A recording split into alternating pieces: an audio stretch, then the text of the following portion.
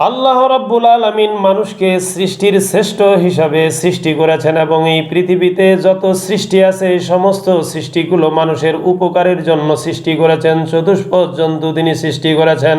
আল্লাহ রাব্বুল আলামিন সূরা আন-নাহলের ৭ নম্বর আয়াতে বলেন, ওয়া তাহমিলু আথকালাকুম ইলা বালাদিন লাম তাকুনু বালিগিহি ইল্লা বিশিক্কিল আনফুস। আল্লাহ রাব্বুল আলামিন বলেন, আমি চতুষ্পদ জন্তু সৃষ্টি করলাম যা তোমাদের জন্য উপকারে আসে। তোমাদের ভারগুলো, বোঝাগুলো এক শহর থেকে অন্য শহরে নিয়ে যায়, এটা তোমাদের উপকারের জন্য, তো যা তোমরা বহন করতে পারতে না।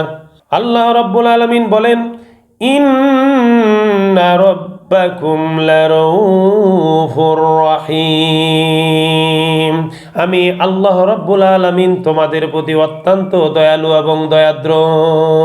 তোমাদের আরোহণের জন্য, সবার জন্য আমি গাধা সৃষ্টি করেছি, আমি অশ্ব সৃষ্টি করেছি। আল্লাহ রাব্বুল আলামিন বলেন, ওয়াল খাইলা ওয়াল বিগালা ওয়াল হামিরা লিতারকাবুহা ওয়া যিনাতাও ওয়া ইয়াখলুকু মা লা তা'লামুন। আল্লাহ রাব্বুল আলামিন বলেন, আমি তোমাদের আরোহণের জন্য এবং সবার জন্য গাধা, অশ্ব সৃষ্টি করেছি এবং আরো অনেক কিছু সৃষ্টি করেছি যা তোমরা জানো না। সুবহানাল্লাহ।